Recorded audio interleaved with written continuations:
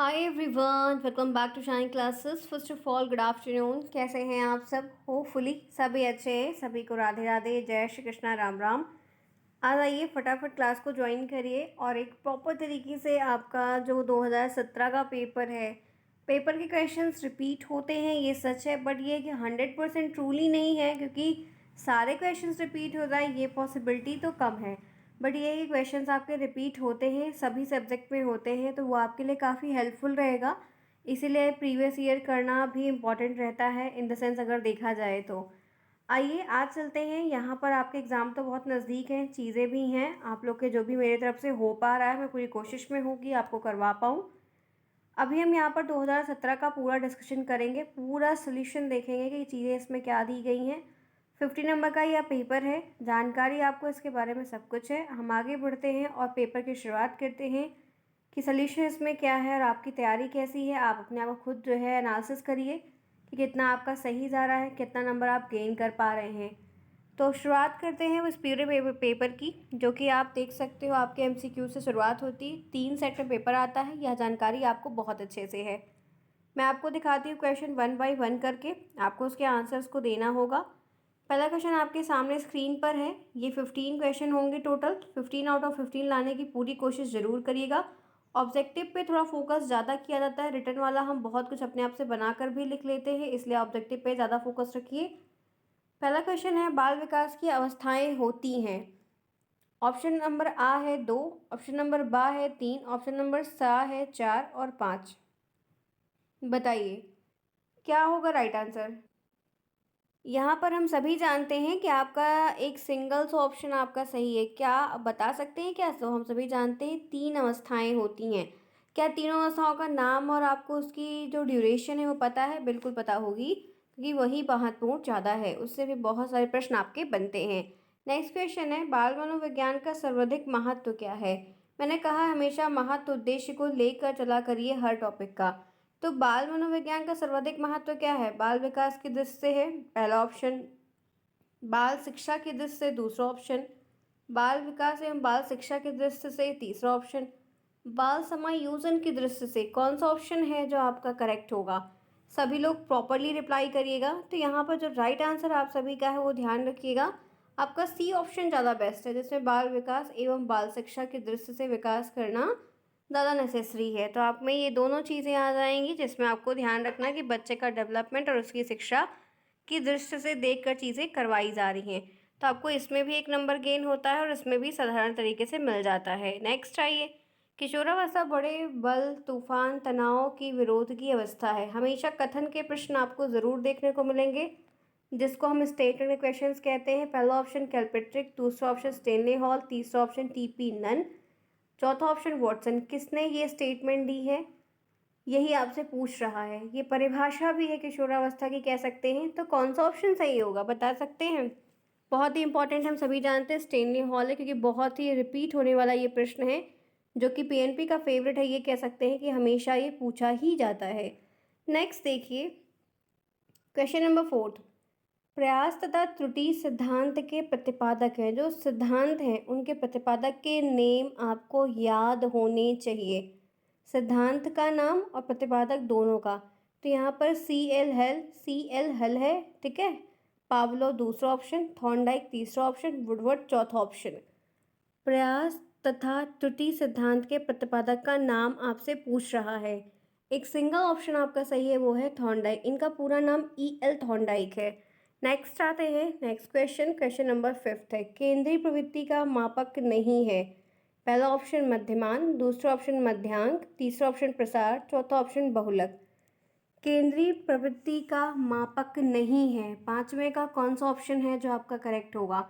केंद्रीय प्रवृत्ति का मापक नहीं है, एक सिंगल ऑप्शन आपका यहाँ पर सही है, जिसमें ये प्रसार की चीज़ नहीं आती, बल्कि मध्यमान की वैल्यू है, पॉइंट है, एलिमेंट है, कह सकते हैं, तत्व है, मध्यांक भी है और बहुलक भी है। लेकिन प्रसार जैसी चीज़ें प्रवृत्ति मापक में इसमें कुछ भी नहीं है। हम आगे बढ़ते हैं इसी के साथ। नेक्स्ट देखते हैं 6, किशोरावस्था की विशेषताओं को सर्वोत्तम रूप से व्यक्त करने वाला एक शब्द। किशोरावस्था की जो विशेषताएं हैं, हर एक अवस्थाओं की अपनी विशेषताएं होती हैं, तो जो सर्वोत्तम रूप से उसको प्रकट करने वाला एक शब्द है वो क्या आप उस शब्द को संबोधित करेंगे वो आपसे पूछ रहा है। पहला विकास, दूसरा परिवर्तन, तीसरा समायोजन, चौथा अस्थिरता। सिक्स्थ का राइट आंसर, तो ध्यान रखिएगा परिवर्तन है जो सबसे महत्वपूर्ण है और इस अवस्था में सबसे ज़्यादा देखा जाता है। नेक्स्ट, बाल विकास को प्रभावित करने वाला कारक नहीं है, पोषण नहीं है, लिंग भेद नहीं है, संस्कृत नहीं है और तनाव नहीं है। बता सकते हैं बाल विकास को ऐसा कौन सा एक कारक है जो प्रभावित नहीं करता, उससे उससे कोई प्रभाव नहीं पड़ता। तो पोषण से पड़ता है, बिल्कुल पड़ता है। अगर आप खाए पिएंगे नहीं तो स्वस्थ आप बिल्कुल हो नहीं सकते हैं, क्योंकि हेल्थ इज़ वेल्थ, राइट। लिंग भेद का प्रभाव पड़ता है, बिल्कुल पड़ता है। तनाव का प्रभाव पड़ता है, जी हाँ। एंजाइटी में कोई काम नहीं होता बल्कि चिंता चिता के समान हो जाती है। लेकिन संस्कृति का कोई प्रभाव इस तरीके से देखने को बिल्कुल भी बाल विकास पर नहीं पड़ता। वातावरण टॉपिक दिया होता तो हम लोग एग्री थे, लेकिन संस्कृति का कोई चीज़ इससे संबंधित फिलहाल अभी नहीं है। नेक्स्ट आइए, एथ क्वेश्चन, अभ्यास और अनुभव के द्वारा व्यवहार में होने वाला परिवर्तन जो होता है, अभ्यास यानी कि प्रैक्टिस, अनुभव यानी कि एक्सपीरियंस, तो आपके द्वारा किया गया काम जो बच्चों में एक परिवर्तन लाने का काम कर रहा है, चेंजेस लाने का काम कर रहा है या चेंजेस आ रहा है, वो क्या है? पहला ऑप्शन अवधान, दूसरा ऑप्शन प्रेरणा, तीसरा ऑप्शन प्रतिकार, चौथा ऑप्शन अधिगम। एट का राइट आंसर क्या होगा? तो ध्यान रखिएगा एक सिंगल ऑप्शन आपका यहाँ पर सही है, वो है अधिगम, जहाँ पर आपको यह चेंज देखने को मिलता है या इस परिवर्तन को हम कहते हैं। नाइन्थ आइए, पदों के योग में पदों की संख्या से भाग देने पर प्राप्त होता है। ये लास्ट का जो चैप्टर है स्टैटिक का सांख्यिकी, उनमें से प्रश्न है जो आपको हो सकता है कि सवाल टाइप में सॉल्व करने को भी एक मिल जाए, नहीं तो आपको ऐसे बहुविकल्पी में ही आपको मिलेंगे। तो बताइए कि पदों के योग में पदों की संख्या से भाग देने पर क्या प्राप्त होता है या उसको हम क्या परिभाषा का नाम देते हैं। तो पहला है प्रसरण, दूसरा है माध्य का, तीसरा ऑप्शन बहुलक, चौथा ऑप्शन माध्य है। नाइन्थ का राइट आंसर क्या होगा? तो एक सिंगल ऑप्शन आपका यहाँ पर सही है, वो है माध्य है। डी ऑप्शन आपका करेक्ट है। तो जिन्होंने जितने भी क्वेश्चंस किए हैं क्या सभी के एकदम करेक्ट जा रहे हैं? आप लोग की तैयारी हुई है या नहीं हुई है? प्रश्न आपको दिखाए जा रहे हैं, समझाए जा रहे हैं और आपको पढ़ना है, करना है। 50 नंबर के पेपर, तीनों पेपर ज़्यादा महत्वपूर्ण हैं, ध्यान रखिएगा इस बात को। टेलीग्राम को ज्वाइन कर लेंगे अगर आप सभी, नाम शालिनी क्लासेस सेम नेम है, तो मैं आपको ये जो ऐसे भी चीज़ें पूरा सोल्यूशन के साथ है ये मैं आपको वहाँ पर शेयर कर रही हूँ। तो आपको अपने एग्ज़ाम के एक दिन पहले अगर देखना है तो वो चीज़ आपके लिए हेल्प आउट हो जाएगी। ठीक है फ्रेंड्स, आगे बढ़े, आइए आगे। नेक्स्ट देखिए 10th है, बालकों में स्वतंत्रता की आकांक्षा किस अवस्था में प्रबल हो जाती? किशोरावस्था, शैशवावस्था, बाल्यावस्था, प्रौढ़ावस्था। 10th में राइट आंसर क्या होगा? एक सिंगल ऑप्शन आपका यहाँ पर करेक्ट है, वो है किशोरावस्था, क्योंकि इसमें फ्रीडम चाहिए होती है हर तरीके से, पहनने की, जाने की, आने की, खाने की, पीने की, घूमने की, टहलने की। बहुत सारी चीज़ें इस अवस्था में बहुत प्रबल होती है, काफ़ी हाई स्टेज पे होती हैं। तो ये जो स्टेज है वो किशोरावस्था ही एडोलसेंस की स्टेज होती है, जो कि अच्छी भी होती है और बुरी भी हो जाती है किसी किसी के लिए। नेक्स्ट आइए, जिन तथ्यों को भूतकाल में सीखा जा चुका है उन्हें स्मरण करना ही स्मृति है। ये जो स्टेटमेंट है वो किसकी है? रॉस की है पहला ऑप्शन, वुडवर्थ की है दूसरा ऑप्शन, रायबर्न की है तीसरा ऑप्शन, स्किनर की है चौथा ऑप्शन। जो फैक्ट हैं उनको भूतकाल में सीखा जा चुका है, उन्हें स्मरण करना ही स्मृति का कथन है। तो ये स्टेटमेंट किसकी है? आपको कथन के प्रश्न जरूर आएंगे। एक स्टेटमेंट का क्वेश्चन आगे पूछा था और अभी यहाँ 11th में फिर पूछ रहा है, तो दो कथन के प्रश्न आपको मिल गए, तो थोड़ा सा बी अवेयर रहिए। तो ये जो कथन है ये वुडवर्थ का है, ठीक है, बी ऑप्शन आपका इसके लिए करेक्ट है। नेक्स्ट आइए देखते हैं, सीएटी परीक्षण किस आयु के बच्चों के व्यक्तित्व का मूल्यांकन करने हेतु प्रयुक्त होता है? आप 1 से 5 वर्ष के लिए, 3 से 11 वर्ष के लिए, 11 से 13 वर्ष के लिए और डी यहाँ पर 11 से 15 वर्ष के लिए। सीएटी परीक्षण किस आयु के बच्चों के व्यक्तित्व का मूल्यांकन करने हेतु प्रयुक्त होता है? तो यहाँ पर ध्यान रखिएगा एक सिंगल ऑप्शन आपका यहाँ पर सही है। जो सीएटी परीक्षण, child appreciation test, CAT, TAT, Hermann Rorschach, ये जितने भी जो भी आपकी चीज़ें परीक्षण टेस्ट हैं इनके फुल फॉर्म्स मतलब जो हैं वो आप ध्यान रखिएगा, उन लिखने को पूछ लिए जाते हैं। तो ये जो एज है, हर प्रशिक्षण हर एज पे नहीं लागू था, सबके लिए अलग अलग बनाया गया था। तो यहाँ पे 12th का जो राइट आंसर है वो 3 से 11 वर्ष के लिए है। नेक्स्ट आइए, 12th है, सॉरी 13 है, संवेग का प्रकार नहीं है, क्रोध, भय, ध्यान और प्रेम। 3 मेजर होते हैं, उसके बाद और भी हैं, लेकिन अगर मुख्यतः देखा जाता है तो 3 ही होते हैं। कोई एक ऐसा है जिसमें नहीं है, बता सकते हैं कौन सा नहीं है? तो ये ध्यान जो है वो एक मुद्रा है, वो एक स्थिति है, लेकिन कोई संवेग नहीं है। तो 13 में आपका सी ऑप्शन करेक्ट होगा। नेक्स्ट आइए 14, प्रतिभाशाली बालक की बुद्धि लब्धि होती है 80 से 90 के बीच में, 110 से 120 के बीच में, 140 से अधिक और 100 से 120 के बीच में। जो एक्स्ट्रा ऑर्डिनरी बच्चे होते हैं, ब्रिलियंट होते हैं स्टूडेंट्स, उनका जो आईक्यू होता है वो क्या होता है? तो टर्मन साहब ने एक चार्ट हमें प्रोवाइड किया था, उसके बेसिस पे एनालिसिस करके आज चीज़ें बताते हैं। तो 14 क्वेश्चन का जो राइट आंसर है वो 140 से अधिक है। 140 प्लस जिसके चीज़ें हैं वो आपका इस कैटेगरी में इन्वॉल्व होता है। 15 देखिए, पियाजे के अनुसार बालक के संज्ञानात्मक विकास की स्थितियाँ कितनी है? स्थितियाँ, स्तर, अवस्थाएं, इस तरीके से जब पूछता है तो ध्यान रखिएगा। पहला ऑप्शन 2 है, 4 है, 6 है और 3 है। जीन पियाजे का जो टॉपिक है वो भी नेसेसरी है, उनसे भी काफ़ी ज़्यादा प्रश्न आपको बनेंगे। तो आपको ये चीज़ ध्यान रखनी है कि चीज़ें आपसे पूछ ली जाएंगी। पूरे होल सिलेबस को पढ़ने की ज़रूरत नहीं है, कुछ चुनिंदा चीज़ों को सेलेक्टिव वे में पढ़िए कि जिसके क्वेश्चन रिपीटेबल है, वो आपको ज़्यादा हेल्प करेंगे। क्लियर है? तो क्या 15 क्वेश्चन हमने जो किया, कोई ऐसा है जिसको 15 आउट ऑफ 15 नहीं मिला? सारे क्वेश्चंस रिपीटेबल हैं, सब आपने पढ़े हैं, मैंने भी आपको बहुत बार कराए हैं। तो उम्मीद है कि आपने भी इन चीज़ों को गेन किया होगा। अब हम आगे पढ़ते हैं, जो आगे के प्रश्न हैं उन्हें करते हैं। देखिए 16 यहाँ पर क्या है, अतिलघुत्तरी के बारे में आपसे पूछ रहा है, इतना आपको ध्यान रखना है। तो ये आप देख सकते हो, ये सूत्र है, बुद्धि लब्धि निकालने के सूत्र क्या है ये आपसे पूछ रहा है। बहुत ही अच्छा प्रश्न है, यूनिक है, 1 नंबर का क्वेश्चन है। बुद्धि लब्धि का सूत्र होता है मानसिक आय अपॉन वास्तविक आय इंटू 100, और इन्हीं के बेस पे हम बुद्धि लब्धि निकालते हैं। इस सूत्र से हमें प्रश्न, मतलब हमें आईक्यू निकालने की भी चीज़ें पूछ सकता है, पूछा भी गया है, तो वो आपको ध्यान रखना होगा। इसी के साथ नेक्स्ट आइए, सृजनात्मकता से क्या आशय है, सृजनात्मकता क्या होती है, ये आपसे पूछ रहा है, एक सिंगल नंबर का प्रश्न है, बता सकते हैं आप? आइए देखते हैं। तो 17 यहाँ पर है, सृजनात्मकता वह अवधारणा है, वो एक ऐसा कॉन्सेप्ट है जिसमें उपलब्ध साधनों से, जो भी चीज़ें अवेलेबल हैं उनसे लेके नवीन चीज़ों को, अनजानी वस्तुओं को, विचार और अवधारणाओं को जन्म दिया जाता है, नई नई चीज़ें क्रिएट की जाती हैं। सृजनात्मकता का मतलब होता है क्रिएटिविटी। तो जो कुछ पहले से है उन्हीं चीज़ को यूज़ करके कुछ नया बनाना, कुछ यूनिक बनाना, कुछ नया करना, तो ये सृजनात्मकता में आता है। आप ज़रूरी नहीं यही आंसर लिखिए, अगर आप इससे बेटर बनाकर लिख सकते हैं तो यू कैन डू डेफिनेटली। आगे बढ़ते हैं नेक्स्ट। आपका व्यक्तित्व परीक्षण से भी प्रश्न आता है, व्यक्तित्व की परिभाषा बताइए, पर्सनालिटी की परिभाषा बताइए। तो यहाँ पर आलपोर्ट के अनुसार है, आपको ज़रूरी नहीं कि आलपोर्ट के अकॉर्डिंग लिखना, आप अपने अकॉर्डिंग भी लिख सकते हैं। व्यक्तित्व व्यक्ति के भीतर उन मनोशारीरिक गुणों का गत्यात्मक संगठन है, मतलब एक व्यक्ति के अंदर जो ढेर सारी क्वालिटीज़ होती है उसका एक पूरा संगठन, एक पुंज है, जो वातावरण के साथ अद्वितीय समायोजन निर्धारित करता है, जो इन्वायरमेंट के साथ एक अच्छा समायोजन निर्धारित करने का काम या प्रदर्शित करता है, या सोशल और चीज़ों को ध्यान में रखते हुए चलता है, या उसके अकॉर्डिंग खुद को ढालने का, या उसके अकॉर्डिंग खुद को मैनेज करने का प्रयास करता है। तो ये इस तरीके से आप व्यक्तित्व की परिभाषा लिख सकते हैं। नेक्स्ट आइए, रोशा परीक्षण विधि को किस वैज्ञानिक ने आरंभ किया था? मैंने अभी आपसे कहा था कि प्रतिपादक की चीज़ें याद रखिएगा।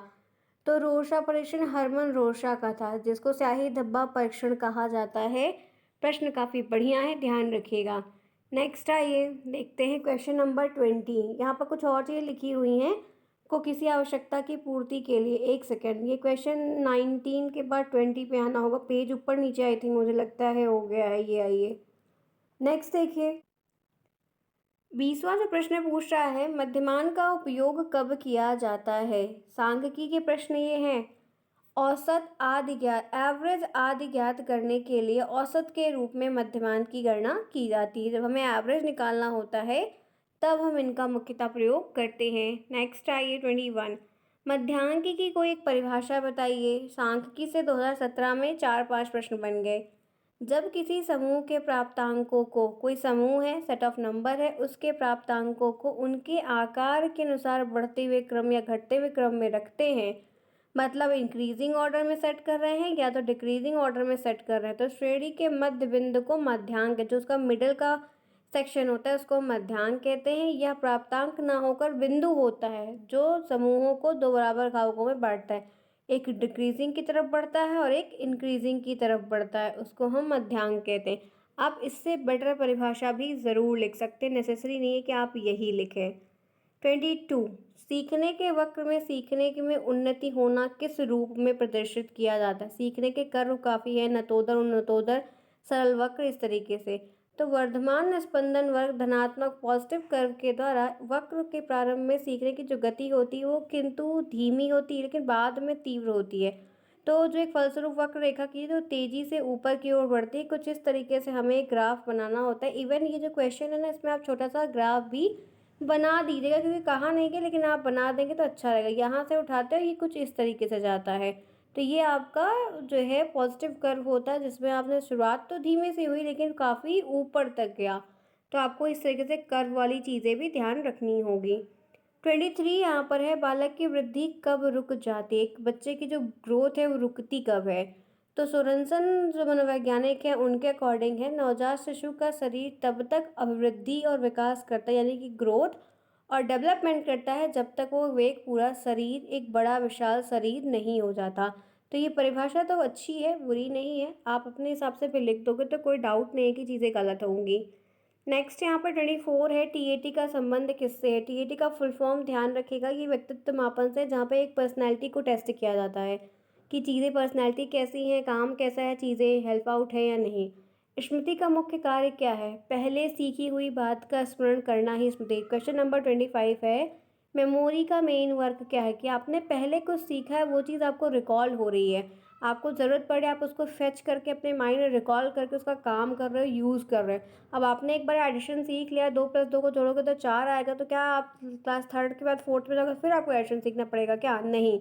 आपने वो चीज़ सीखी, आपके मेमोरी में है, तो पहले से सीखी हुई बात को स्मरण करना ही स्मृति के अंतर्गत आता है। क्वेश्चन नंबर 26 है, सक्रिय विस्मृति से क्या आशय है। सक्रिय विस्मृति से क्या आशय, ये आपसे पूछ रहा है। समय के साथ नई विषय वस्तु के सीखने से पुरानी विषय वस्तु का विस्मरण होना है विस्मृति। अगर आप समय के साथ आगे चल रहे हैं और आगे आगे की चीज़ों को सीखते जा रहे हैं लेकिन पीछे वाला आप भूलते जा रहे हैं, तो ये आपको विस्मृति की तरफ सिद्ध करता है, जहाँ पर आपको ये चाहिए। लेकिन सक्रिय इस प्रकार सिद्ध होता है कि विस्मरण एक सक्रिय मानसिक क्रिया होती है, लेकिन ये है कि आपको ये ध्यान रखना है, विस्मृति और विस्मरण इसी तरीके से कि आप एक्टिव तो हो लेकिन प्रेजेंट चीज़ों में, पिछले की चीज़ों को आप भूलते जा रहे हो। नेक्स्ट आइए, अभिप्रेरणा का क्या अर्थ है। अभिप्रेरणा क्या होता है, मोटिवेशन, जिसकी ज़रूरत आपको बहुत पड़ती है। तो अभिप्रेरणा एक शक्ति है, पावर है, ठीक है, एक हॉर्लिक्स का बूस्ट है, ठीक है। तो जो व्यक्ति के कार्य को गति प्रदान करता है, स्पीड देता है, थोड़ा सा बूस्टअप हो जाते हैं और बहुत ही अच्छे तरीके से, वैल्यूएबल तरीके से हार्ड वर्क करते हैं। गुड के अनुसार कहा गया है, प्रेरणा कार्य को प्रारंभ करने यानी कि उसकी शुरुआत करने, उसको कॉन्टिन्यूस बनाए रखने और पूरा नियमित करने की प्रक्रिया अभिप्रेरणा के द्वारा ही होती है। जहाँ पर हम फुली चार्ज होते हैं, वो प्रॉपरली चलती है, हमें अपने लक्ष्य तक पहुँचाती है। नेक्स्ट 28 है, हल के अनुसार सीखने की प्रक्रिया का आधार क्या है। तो मनोवैज्ञानिक हल के अनुसार सीखने का तात्पर्य है कि सीखने का आधार आवश्यकताओं की पूर्ति की प्रक्रिया है। आप सीखोगे तभी जब उस चीज़ की आपको भूख होगी, आवश्यकता होगी उसको करने के लिए। यदि कोई काम है, कोई भी चीज़ है, पशु या मानव कुछ भी है, क्वेश्चन इसका यहाँ पर राइट आंसर है, किसी आवश्यकता की पूर्ति करता है तो उसको सीखना सीख लेता है। जी हाँ, जैसे आपको कोई काम है, आपका काम नहीं हो रहा है, अब आपको लेकिन करना है तो आप उसको सीख लेंगे, तो ये हल के अकॉर्डिंग है। सीखने की कोई एक परिभाषा लिखिए, सीखने से 2 क्वेश्चन आ गया। वुडवर्थ ने कहा कि सीखना विकास की प्रक्रिया है, डेवलपमेंट का एक अगर आप कर रहे हैं, सीख रहे हैं। गेट्स एवं अन्य ने बोला कि सीखना अनुभव और प्रशिक्षण द्वारा व्यवहार में परिवर्तन, ये कथन में भी आ सकते हैं। तो ध्यान रखिएगा, दोनों अच्छी परिभाषा है, दोनों आप लिख सकते हैं। हम आगे बढ़ते हैं इसी के साथ। नेक्स्ट देखते हैं, बच्चों के भाषा विकास में अवरोधक 2 कारण बताइए। बच्चों की जो भाषा विकास नहीं हो पा रहा है अच्छे से, उसका 2 रीज़न बताइए कि बैरियर कहाँ पर है। तो स्वास्थ्य अच्छा नहीं होगा तो चीज़ें दिक्कत में आएंगी। देखिए, हेल्थ इश्यूज़ होता है तो हम डाउन हो जाते हैं, बॉडी में स्टेमिना होता ही नहीं है। आपकी बुद्धि अच्छी नहीं है तो वो भी है, सामाजिक आर्थिक दशा में फंसे हुए हैं तो वो भी है, भाई बहनों का प्रभाव भी काफ़ी ज़्यादा पड़ता है, द्विभाषा वातावरण है, घर पे कुछ बाहर कुछ तो वो भी दिक्कत करता है, संगी साथी आपके अच्छे नहीं, समूह आपका अच्छा नहीं तो वो भी बहुत फ़र्क पड़ता है। ठीक है, तो हमने यहाँ पे 30 क्वेश्चन कर लिया, यानी कि अति लघुत्तरी पूरे समाप्त कर लिए। बहुत अच्छा है, मैं टेलीग्राम पर भेज दूंगी, आप लेके रख लीजिए। फिलहाल आप इसे बेटर भी लिख लेंगे, कोई इशू नहीं, आपको नंबर बढ़िया गेन हो जाएंगे। क्लास पसंद आ रही है तो लाइक करना बिल्कुल नहीं भूलिएगा। फिर भी कोई डाउट है कुछ भी है तो आप पूछिए, आपके जो भी कमेंट्स रहते हैं लास्ट में मैं रिप्लाई ज़रूर कर देती हूँ। 8 को आपका पहला पेपर है, कोशिश करिएगा बहुत अच्छा जाएगा, अच्छे से लिखिएगा। चलिए, अब एक सेट के 10 क्वेश्चन और करते हैं। 50 नंबर का पेपर होगा, 25 के नीचे अगर आप ले आएंगे तो बैक लग जाएगी। बैक के बाद आप मुसीबत में पड़ोगे, क्योंकि नेक्स्ट सेमेस्टर आप देंगे, काफ़ी फंसेंगे, उलझेंगे, परेशान भी हो जाएंगे। इसलिए कोशिश करिए कि पहले सेमेस्टर में किसी भी कीमत पर बैक आपकी नहीं लगनी चाहिए। क्वेश्चन नंबर 2 है, बाल विकास की अवस्था पर संक्षिप्त लेख लिखना है। तो आप इसको लिख सकते हो, ये पेज नंबर इस पर दिया है, लेकिन जो बाल विकास की आवश्यकता है, बाल विकास की आवश्यकता इसलिए है कि आप प्राइमरी टीचिंग करने गए थे तो वहाँ पर आपको अलग अलग कैटेगरी के बच्चे मिले। ठीक है, आप कैसे उनको हैंडल कर रहे हैं, कैसे उनको सिखा रहे हैं, कैसे उनसे डील कर रहे हैं, तो ये सारी चीज़ें बाल विकास जब आप पढ़ते हैं तो आपको वहाँ पर सिखा दिया जाता है। आप ट्रेनिंग ले रहे हैं, ट्रेनी हैं आप डीलेड के, तो ये सारी चीज़ें जब पहले से बताई जाती है, फिर वो कंडीशन जब सामने देखने को मिलती है तो आप वैसा ही वहाँ पर रिस्पॉन्स कर देते हैं। तो इन सब चीज़ों के लिए, बच्चे को मन के जानने के लिए, समझाने के लिए, परिस्थिति को करने के लिए आपको ये चीज़ें पढ़नी ज़रूरी है। बाल्यावस्था में संवेगात्मक विकास कैसे होता है? तो बाल्यावस्था में संवेगात्मक विकास बहुत ही तीव्र गति से होता है कि एक बच्चा बड़ा हो जाता है, फिर उसको डांटना समझ में आने लगता है, हंसना समझ में, रोना, सब कुछ इमोशंस उसके जैसे जैसे उसके और भी बॉडी के ऑर्गन बढ़ते हैं, विकास होता है, हाथ कान नाक पैर मुंह सब बढ़ता है, वैसे उसका इमोशंस की तरफ भी झुकाव देखने को मिलता है। तो समय और अवस्थाओं के साथ भी संवेगात्मक विकास काफ़ी तीव्र गति से होता है बाल्यावस्था में।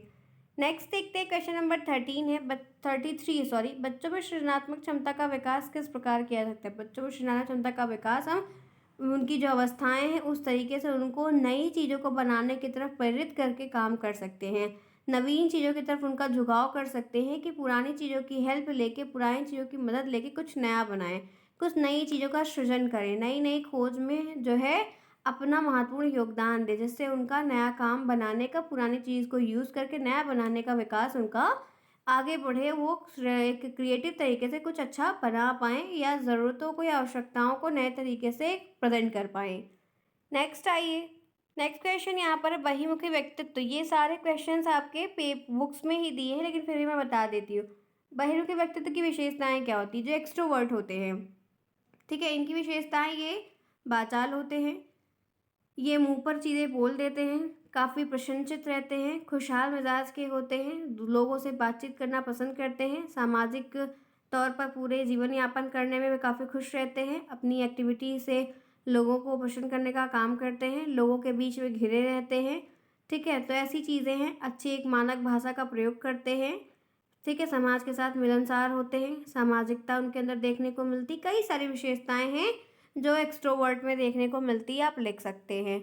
बच्चों में कल्पना शक्ति का विकास किस प्रकार कर सकते हैं? बच्चों में कल्पना शक्ति का विकास हम शैशवावस्था से लेकर बाल्यावस्था की अवस्थाओं के बीच ज़्यादा होता है, और फिर हम उन्हें नई नई चीज़ों को दिखाकर, समझाकर, प्राकृतिक चीज़ों से मिलाकर उनमें डेवलपमेंट ला सकते हैं, ताकि वो भी उस चीज़ पर सीखें और अपना महत्वपूर्ण योगदान दें। अब इसमें ये सारी चीज़ें ऐसी हैं कि हमने अगर कल्पना शक्ति पढ़ा है, अवस्थाओं को पढ़ा है, तो बनाकर हम इसमें हाफ पेज का आंसर राइट खुद से कर सकते हैं। तो पेपर 1 पेपर 2 इसीलिए काफ़ी बढ़िया होता है। बाल विकास पर वंशानुक्रम का क्या प्रभाव पड़ता है? तो बाल विकास पर वंशानुक्रम का बहुत गहरा प्रभाव पड़ता है। ये चीज़ें आपकी आनुवंशिकता पर डिपेंड करती हैं। ये चीज़ें वातावरण जैसा होगा बच्चा वैसा ही निखरेगा, क्योंकि वो सिर्फ 5 से 6 घंटे स्कूल जाता है, बाकी शेष घंटे अपने माता पिता के साथ रहता है। अगर घर का वातावरण अच्छा है तो बच्चे अच्छा विकास करेंगे, घर का वातावरण गाली गलौज का है तो बच्चे गालियाँ सीखेंगे। तो इसलिए अच्छा इन्वायरमेंट बना कर रखिए। वंशानुक्रम से जो भी चीज़ें होती हैं वो बहुत ही जेनेटिक तरीके से ट्रांसफ़र होती हैं, अच्छे को अच्छा, बुरे को बुरा। कुछ निगेटिव चीज़ें हैं, कुछ परसेंट चीज़ें अपोजिट होती ही नहीं, तो बहुत ही गंदा प्रभाव पड़ता है उनके विकास पे, उनकी ग्रोथ पे, उन पे गहरी छाप बहुत गंदी पड़ती है। इसलिए अच्छा इन्वायरमेंट घर पर करना चाहिए, क्योंकि बच्चे अनुकरण बहुत जल्दी करते हैं। नेक्स्ट यहाँ पर है अनुकरण के द्वारा सीखने से क्या आशय। अनुकरण के द्वारा सीखने से आशय बहुत महत्वपूर्ण है, क्योंकि बच्चे के विकास में काफ़ी ये ग्रोथ का काम भी करता है। आप अच्छा काम करेंगे तो वो भी आपको देख के अच्छा करेंगे, आप गलत करेंगे तो वो भी आपको हूबहू करेंगे। आप जिस चीज़ का अनुकरण कराना चाहेंगे आप करा सकते हैं, बच्चा वैसे का वैसे ही नकल करता है, क्योंकि नकल करने की सीखने की प्रवृत्ति इनमें बहुत ज़्यादा पाई जाती है। तो अनुकरण इसीलिए शिक्षक को भी कहा जाता है कि आप मानक भाषा का प्रयोग करिए, और माता पिता को भी कहा जाता है कि एक अच्छा इन्वायरमेंट बनाकर रखिए, वरना उनमें असर पड़ेगा। कोहलर से सूद और अंतर्दिश का सिद्धांत की विशेषताएं बताइए। तो ये सिद्धांत भी काफ़ी इजी होता है, जो चिंपैंजी के ऊपर यूज़ किया गया था। अब ऐसी परिस्थिति क्रिएट कर दो कि वहाँ पर उस चीज़ को आकलन करने की हम सोल्यूशन कैसे पाएँ या उससे कैसे बाहर निकलें। तो ये सूझ पे डिपेंड करता है कि वहाँ पर हमें एट द एंड जब कोई सोल्यूशन नहीं मिलता, तो जो चीज़ें होती हैं हम उसमें ही बेस्ट करने की कोशिश करते हैं या उसमें ही सोल्यूशन निकालने का प्रयास करते हैं। तो कोहलर ने कुछ ऐसे ही सूझ और अंतर्दिश का सिद्धांत किया था, जहाँ पर चिंपैंजी को ऐसी सूझ आई थी कि वो जो है स्टिक से लेके गत्ते को खींचता, जब अपना पिंडा खोला, फिर केले के पत्ते सॉरी पंखे से उसने केले को उतारा, तो ये सारी चीज़ें उसको वहाँ पर जो चीज़ें उसकी इर्द गिर्द थी उससे ही उसने सोल्यूशन निकालने का प्रयास किया, और एक बार में फिर सफल हो गया। बार बार करने के बाद वो तुरंत सीख गया। नेक्स्ट आइए, मध्यमान का उपयोग ये हो गया। नेक्स्ट आपके लास्ट दो क्वेश्चन हैं, जो कि सारे आपके बुक्स में लिखे हैं, तभी मैंने सब बताया। सीखने पठार के क्या कारण हैं। सीखने पठार के बहुत ही महत्वपूर्ण कारक होते हैं।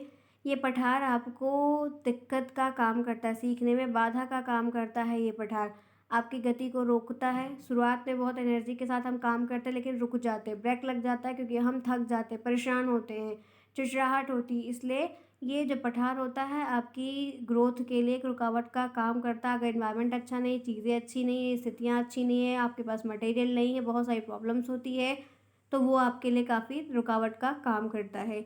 स्मृति के प्रभावी कारकों का उल्लेख कीजिए। अगर स्मृति अच्छी है तो आपका काम अच्छा होगा। अगर आप भूल रहे हैं, स्मृति के लक्षण पे हैं, तो आपके काम में रुकावट आएगा। स्मृति से आपको बहुत ही महत्वपूर्ण लाभ मिलता है। आप पुरानी चीज़ें, सीखी हुई चीज़ों को आप नए तरीके से सृजन करके आप कुछ नया बना सकते हैं, नया कर सकते हैं। स्मृति से ही आपको जो पुरानी चीज़ें होती हैं वो अगर याद रहती हैं, तो शुरू से आप हर चीज़ को एक साथ लेकर चलते हैं, तो वो स्मृति आपको बहुत ही लाभदायक होती है और आपके नए काम में आपकी मदद करती है। तो ये रहे 40 के 40 प्रश्न, मैंने आपको पूरा 1 बाय 1 करके किया। 2017 का पेपर, इसमें कई सारे प्रश्न हैं जो रिपीट होंगे, आपको ध्यान रखने हैं, समझने हैं। क्या कोई प्रॉब्लम लगी, पूरा दिखाए टेलीग्राम पर मैं शेयर कर दूँगी, आप वहाँ से ले लीजिएगा, इसलिए कहती हूँ ज़रूर ज्वाइन रखें। फिर कोई प्रॉब्लम और कुछ है तो कमेंट बॉक्स में बताइएगा।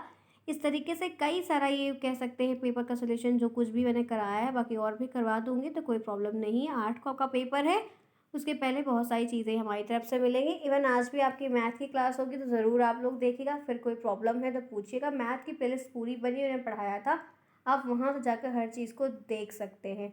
आज की क्लास करते हैं ओवर। उम्मीद है कि मैंने अच्छा बताया, सिखाया। कोई प्रॉब्लम होगी तो पूछिएगा। मिलते हैं नेक्स्ट में, तब तक के लिए take care, bye bye, see you soon, best of luck, keep smiling.